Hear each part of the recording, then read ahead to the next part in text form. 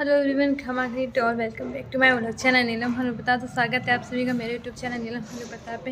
तो बस आज शाम से ही मैं व्लॉग स्टार्ट कर रही हूँ। देखा आपने, मैंने एक व्लॉग में बोला था कि मुझे यहाँ अपनी फ़ोटो लगवानी है, तो फाइनली आज लगी है। मैं बहुत अच्छा लग रहा है मुझे, मतलब मैं छोटी छोटी चीज़ों से बहुत ज़्यादा जल्दी खुश हो जाती हूँ। यहाँ पर मुझे अपनी फ़ोटो लगवानी थी, यहाँ पर 2-4 और लगवाऊँगी, लेकिन वो अभी मैंने सोचा नहीं है कुछ। अभी तो मुझे फाइनली यही चाहिए थी, जो मेरे मतलब मेरी इंगेजमेंट के बाद मेरा फर्स्ट बर्थडे आया था, तब जो है मेरे हस्बैंड ने मुझे गिफ्ट करी थी। बहुत अच्छे से कोटेशन जो इस पर लिखे हुए हैं वो मैं आपको बाद में बताऊंगी। अभी हम फिलहाल जा रहे हैं मार्केट, ईश्वर रंगो शॉप। वहाँ पे एक शूट है और भगवान की कृपा से अभी तो रेगुलर किसी ना किसी का शूट चल रहा है, और अभी नीचे कुछ मशीन ड्रिल वगैरह का काम हो रहा है।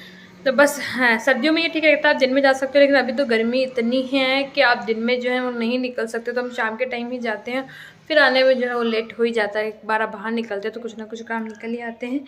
तो बस अभी हम वहाँ के शूट के लिए निकलते हैं और आपको भी दिखाते हैं। आज जो मैंने सूट पहना है वो भी ईश्वर रंगो शॉप का ही, आपने पहले भी देखा होगा ये, और बहुत ही अच्छा कलेक्शन है उनके यहाँ। क्या मतलब कि जो नॉर्मल जो रेंज रहती है उसके अंदर आपको सारी चीज़ें अवेलेबल मिलेगी। तो बस अभी चलते हैं वहाँ पे।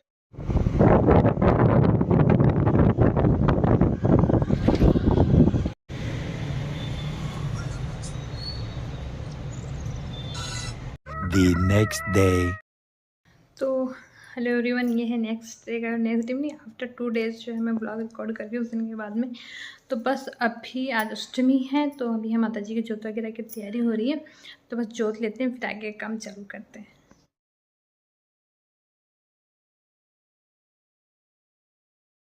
तो बस जोत वगैरह ले ली है, मैंने भी पूजा कर ली, कपड़े वगैरह सब सुखा दिए हैं और अभी चलते हैं नीचे।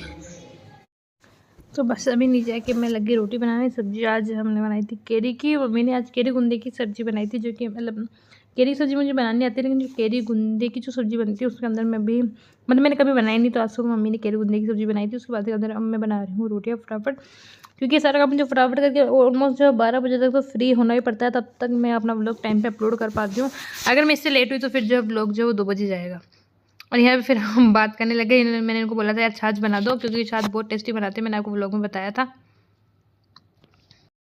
तो बस अभी लंच भी हो चुका है और हम आ चुके हैं हमारे स्थान पे, यानी हमारे रूम में। तो बस आज मैं अपने कुछ डॉक्यूमेंट्स वगैरह रख रही थी, तो मुझे कुछ चीज़ दिखाई थी, तो मुझे ऐसा लगा चलो मैं आपके साथ भी शेयर करती हूँ इसको।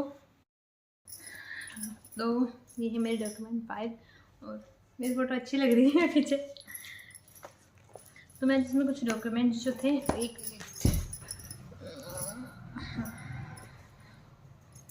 अब आप लोगों को भी दिख रहा होगा थोड़ा सा।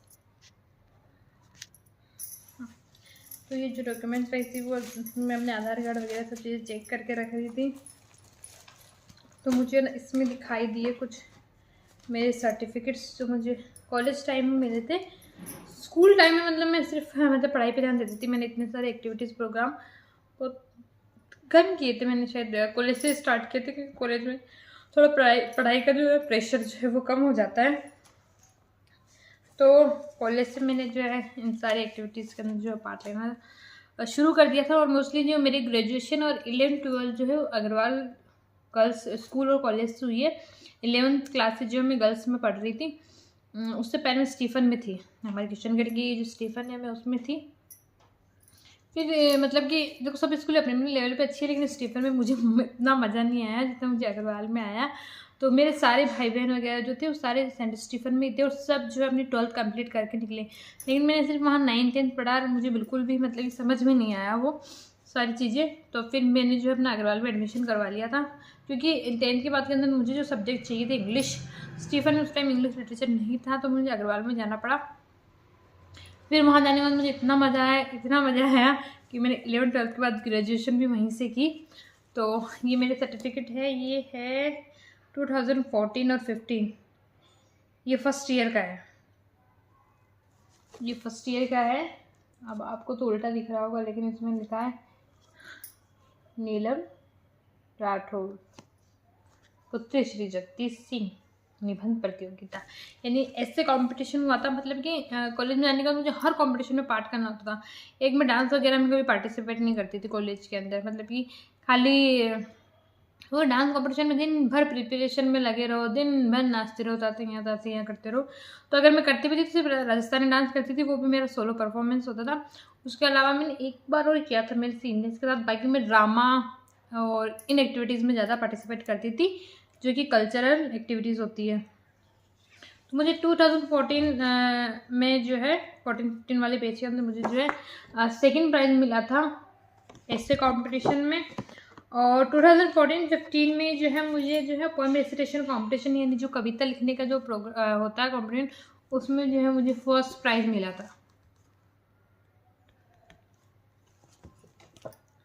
ये मतलब कि मैं पहले कविता लिखती थी, पहले लिखा करती थी। मैंने 12th क्लास से जो है कविता लिखनी चालू की।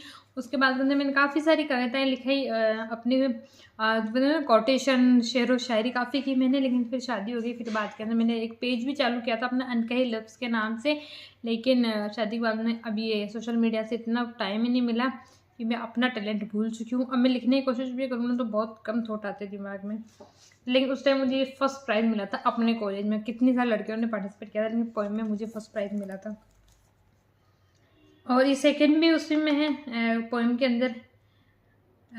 सॉरी, मेरे से तो मिस्टेक होगी। ये एक था, ये इंग्लिश के अंदर था, और एक के अंदर जो है वो सेकंड मिला है मुझे, वो भी पोएम कंपटीशन में ही है। ये मुझे वो फर्स्ट ईयर का सर्टिफिकेट था, मैं भी कंफ्यूज हो गई।